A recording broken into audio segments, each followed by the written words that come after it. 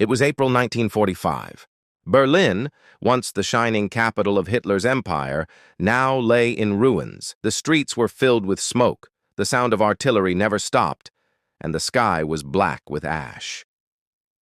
In a bunker beneath the shattered city, Adolf Hitler spent his final days, isolated, paranoid, and surrounded by the crumbling remains of his dream of domination. The war he had started 6 years earlier had consumed millions of lives and left Europe in flames.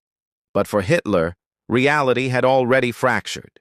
He still spoke of victory, even as the Red Army closed in from the east and the Allies advanced from the west. Inside the Führer bunker, 30 feet underground, air was thick with fear. Maps on the walls showed front lines that no longer existed. Generals whispered the truth. Germany was lost, but few dared to tell him. His closest followers lived in a strange mixture of denial and dread, waiting for an order or for the end. Outside, Berlin was being torn apart. Soviet shells struck government buildings. Civilians huddled in basements with no food, no water, no hope. The city that once cheered its leader now prayed for the nightmare to end. Hitler's body trembled with illness and rage. His once fiery speeches had become mutterings of revenge. He accused his generals of betrayal, called his people weak, and ranted that Germany did not deserve to survive. The man who promised a 1,000-year empire now sat in darkness, fearing the next explosion. Eva Braun, his longtime companion, stayed with him through those final days. She refused to flee. She danced once more in the bunker's narrow halls, laughed as if nothing outside mattered. A tragic act of denial. Others prepared to escape or surrender, but Hitler had already chosen his end. Each night, the pounding of bombs grew closer. The ground shook constantly. Reports came that Soviet troops were just blocks away.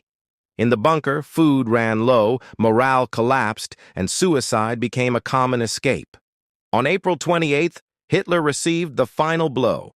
News that Heinrich Himmler, his most loyal commander, had tried to negotiate peace with the Allies. Betrayal. He screamed, smashed furniture, and swore vengeance on those who abandoned him. But there was no army left to command, no world left to control. 2 days later, on April 30th, 1945, as Soviet forces stormed Berlin, Hitler married Eva Braun in a small ceremony. Champagne was poured in cracked glasses. The witnesses signed the papers knowing death was only hours away. He then dictated his final statement, a testament blaming everyone but himself, his generals, his allies, and even the German people. He refused to accept defeat. That afternoon, Hitler and Eva retreated to his private room. Moments later, a single gunshot echoed through the bunker. When aides entered, they found Hitler dead, a pistol in his hand, Eva beside him. Their bodies were burned in the courtyard above as Soviet troops surrounded the building. The man who had once commanded armies across continents died hiding underground, terrified and alone. Outside, Berlin fell. The Third Reich, which Hitler had declared eternal, lasted only 12 years. Millions lay dead across Europe. Cities were erased, families destroyed, and nations divided, all for the delusions of one man who believed himself chosen by destiny. But the story of his fall does not end with his death. After the war, the world stood face to face with the horrors he created. The concentration camps, the ashes of millions of innocents, the ruins of civilization. The Nuremberg Trials began, exposing the crimes of the Nazi regime to the entire world. Humanity was forced to confront the question, how could one man's hatred lead so many into darkness? In the ruins of Berlin, people searched for food, for loved ones, for answers. The city became a scar, a warning carved into history. For those who once followed him, silence replaced the cheers. For those who survived his terror, freedom came with unbearable grief. Hitler's dream of domination ended not with a victory parade, but with a suicide in a bunker.